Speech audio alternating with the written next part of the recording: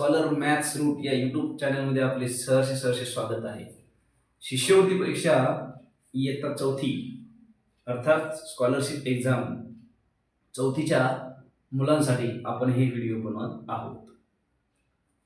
आणि आपला 13वा घटक या व्हिडिओमध्ये आपण पाहणार आहोत. अतिशय महत्त्वाचा गणितामधला घटक संख्यांचे विभाजक म्हणजेच अवयव व विभाजक आणि विभाज्यतेच्या कसोट्या असा हा घटक आहे. हा घटक आहे भागाकाराशी रिलेटेड. भागाकार केल्यानंतर आपण म्हणतो भाज्य, भाजक, बरोबर आहे. तिथं भाज्य शब्द आलेला आहे, भाजक शब्द आलेला आहे. मग त्या भाज्यला जर वी लावलं तर विभाज्य आणि भाजकाला वी लावलं तर विभाजक, हे दोन शब्द तयार झालेले आहेत. बघूया आपण काय आहे ते. जेव्हा भाजकाने भाज्याला भागल्यावर बाकी शून्य उरते म्हणजे निशेष भाग जातो. कोणत्याही संख्येला आपण भागाकार केला, एका संख्येने दुसऱ्या संख्येला भागल्यास जर बाकी शून्य उरत असेल म्हणजे निशेष भाग जात असेल तर त्या भाज्याला विभाज्य व त्या भाजकाला विभाजक असे म्हणतात. ही अट आहे. ही काय आहे? अट. ही कसोटी आहे विभाजक आणि विभाज्य म्हणण्याची.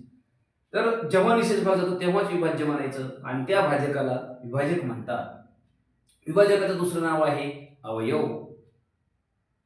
बघा, ज्या संख्यांनी दिलेल्या संख्येला निशेष भाग जातो त्या सर्व संख्यांना दिलेल्या संख्यांचे विभाजक किंवा अवयव असे म्हणतात. आता विभाजक किंवा अवयव एकापेक्षा जास्त असू शकतात. कसं? बघा, या ठिकाणी एक उदाहरण दिलेलं आहे. 18 या संख्येला 1 ने भाग जातो निशेष, 2 ने भाग जातो निशेष, 2 9 18, 3 ने भाग जातो 3 7 18, 6 ने भाग जातो 6 3 18, 9 ने भाग जातो 9 2 18 आणि 18 ने सुद्धा भाग जातो 18 1 18. निशेष भाग जातो प्रत्येक वेळेस. म्हणून 1 2 3 6 9 आणि 18 हे 18चे काय आहे? विभाजक आहेत. आणि या सर्व संख्यांनी 18 ही संख्या कशी आहे? विभाज्य आहे. अशा प्रकारे या विभाजकांचं दुसरं नाव आहे अवयव. लसावी आणि मसावी काढताना आपल्याला हे विभाजक आणि विभाज्य यांची गरज पडते. तेव्हा लक्षात ठेवा.